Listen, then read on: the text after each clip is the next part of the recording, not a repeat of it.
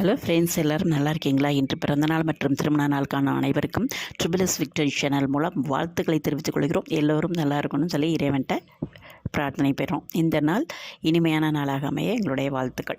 இன்று நம்ம பார்க்க போகிறது என்னன்னாக்க, சில விஷயங்கள்லாம் செய்யக்கூடாது, சில விஷயங்கள் செய்யலாம் அப்படின்னு சொல்லி பெரியவங்க நம்மளுக்கு சொல்லி வச்சுருப்பாங்க. வீட்டில் இப்போ தாத்தா பாட்டி இருந்தாங்கன்னா இதெல்லாம் நிச்சயமாக கண்ட்ரோலில் கொண்டு விடுவாங்க. இப்போ அந்த மாதிரி இருக்கலாம், எல்லாம் தனி கொடுத்தனம் அப்படின்னு வந்ததுனால நம்ம எல்லாத்தையுமே எதை செய்கிறது எதை செய்யக்கூடாதுன்னு தெரியாமல் எல்லாத்தையுமே செஞ்சிடறோம்.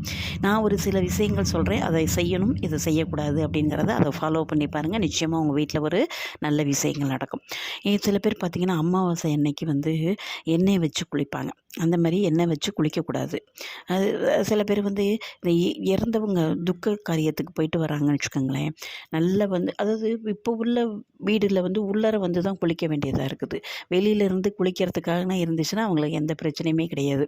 நல்லா வெளியிலே பாத்ரூம் இருக்குது, வெளியிலே நின்று குளிக்க இடம் இருந்ததுன்னா குளிச்சுடுவாங்க. இப்போ உள்ளார தான் குளிக்கணும் அப்படிங்கிற காலகட்டத்தில் எல்லாருமே இருக்கும். அப்போ என்ன செய்யணும் அப்படின்னு சொன்னிங்கன்னா, அதுமாரி துக்க காரியம் போயிட்டு வரையில் வெளியில் வாசல்லையே ஒரு வாளியில் தண்ணி வச்சுட்டு அது கை கால் மாத்திரம் நல்லா கழுவிடணும். கை கால் முகம் கழுவிட்டு அதுக்கப்புறம் தான் நம்ம உள்ளார வரணும்.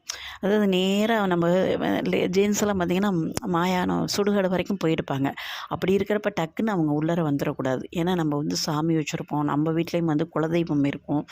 அதாவது நம்ம பித்ருக்கள் வச்சு கும்பிடுவாங்க பார்த்திங்களா, அவங்களாம் ஒரு தெய்வமாக இருப்பாங்க.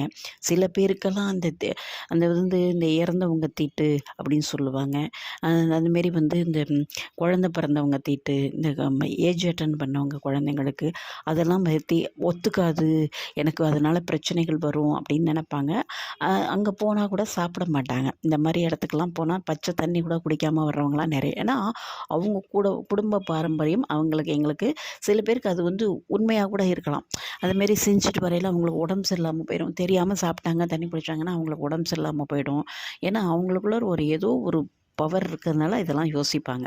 அதுமாரி இருக்கிறவங்க சுத்தமாக கை கால் கழுவிட்டு தான் உள்ளார குளிச்சுட்டு தான் மற்ற வேலைகள்லாம் செய்யணும். இந்த மாதிரி செஞ்சால் தான் நல்லது.